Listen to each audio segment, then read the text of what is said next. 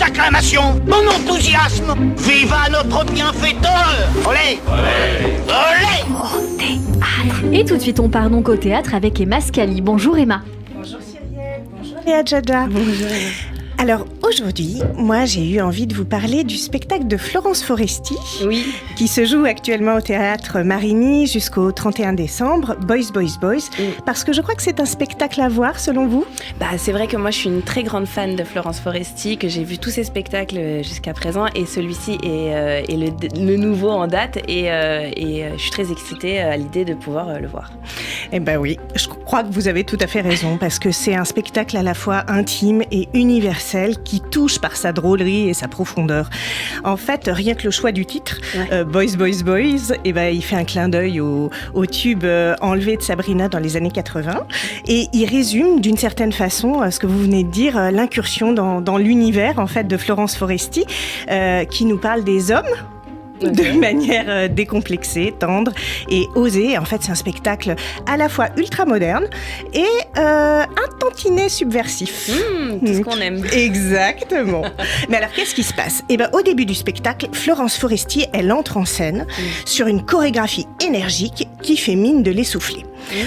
Elle a 48 ans et elle va nous le rappeler tout au long du spectacle et elle s'offre même le luxe, vous allez voir, de se vieillir volontairement en s'étiquetant du titre de quinquagénaire, comme si elle voulait prendre peut-être un peu de hauteur, un demi-siècle, pour parler de thèmes qu'elle affectionne particulièrement. On imagine que c'est un rapport entre les hommes et les femmes. Mais vous avez tout à fait raison, Cyrielle. Elle parle des rapports hommes-femmes et de tous les complexes qui en découlent, mais aussi de son statut de mère, de son statut face à son ado qui la terrorise.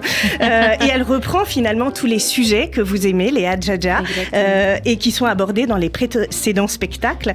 Et elle les réinvente en fait d'une certaine façon avec tendresse et subtilité. Je pense qu'aujourd'hui ils sont évolués parce qu'en fait elle a fait un spectacle à chaque partie de sa vie et il y a eu cette partie où elle était célibataire et où elle recherchait justement l'homme de sa vie, etc. Il y a eu cette partie où elle a eu des enfants et tout d'un coup elle s'installe dans une vie familiale et moi ça a été un de mes spectacles préférés, c'est Madame où elle parle de sa fille, où elle parle et c'est extrêmement drôle et en même temps très profond parce que ça nous permet nous de relativiser aussi sur certains sujets et tout aujourd'hui elle arrive justement à une autre partie de sa vie qui moi m'intéresse parce que je m'y dirige doucement mais sûrement très doucement encore mais c'est vrai que j'aime bien regarder les gens comment ils arrivent à prendre du recul sur ce qu'ils ont vécu et ça nous permet aussi de retrouver certains codes et d'éviter certains pièges pour plus tard. Bien sûr. Oui, et en fait ça rejoint tout ce que vous dites rejoint exactement ce que j'avais envie d'aborder par rapport à ce spectacle, donc c'est génial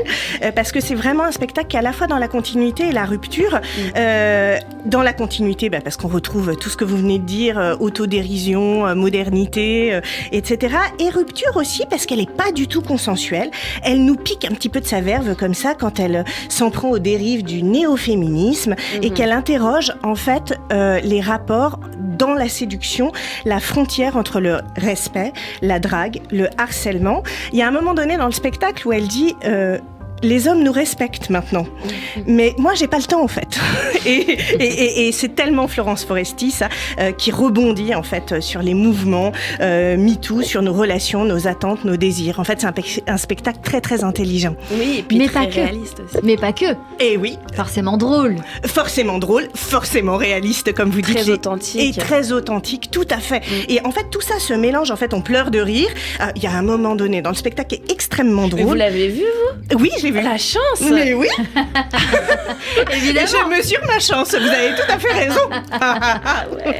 Parce que vous allez voir, en fait, et ça va vraiment vous plaire, en fait, elle reprend les premières naissances à l'époque de la préhistoire, la création de la religion, donc vraiment, c'est assez corrosif. Et puis, il y a un moment, mais génial, absolument génial, où elle imite un styliste italien en charge de dessiner la vulve, et elle imagine alors les drapés, les volants, le bouton, la capuche, enfin, Enfin bref, c'est très très très savoureux. Et finalement, elle explore plein de thèmes, mais elle évoque aussi son couple et son nouveau compagnon qui est plus jeune qu'elle.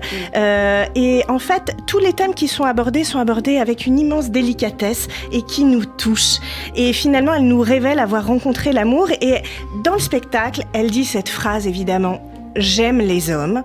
Et moi, je crois que les hommes et les femmes que nous sommes ici aussi autour de cette table, eh bien, nous aimons aussi beaucoup Florence Foresti. Et c'est très joliment raconté. Merci beaucoup Emma Scali pour cette chronique. Merci. Et puis aussi une petite parenthèse parce que il y a la série Désordre qui est sortie sur Canal+ de Florence Foresti. Est-ce qu'on est dans cette veine? Parce que moi je n'ai pas encore vu le spectacle de Florence, où elle a envie d'être avec un homme plus jeune, où elle est séparée, où elle a un enfant qui commence à grandir vers l'adolescence. Est-ce qu'il y a un peu de ça? Ah, mais il y a tout à fait de ça. Donc on retrouve ça en fait, mais là on la retrouve sur scène. Et donc on a son énergie en direct. Est-ce que finalement c'est pas la continuité de cette série, puisque dans Désordre elle prépare justement son prochain spectacle? Oui, donc c'est l'avant-goût. Oui, c'est un peu comme un teasing. Exactement, comme une mise en abîme un petit peu de ce qui se passe dans sa vie et tout ça. Et ça donne quelque chose d'extrêmement savoureux et qui fait que quand on est là avec elle, ou plutôt qu'elle est là avec nous et qu'elle nous donne un peu d'elle-même, eh ben on jubile en fait. Et je pense que vous allez vraiment adorer. Il faut y aller.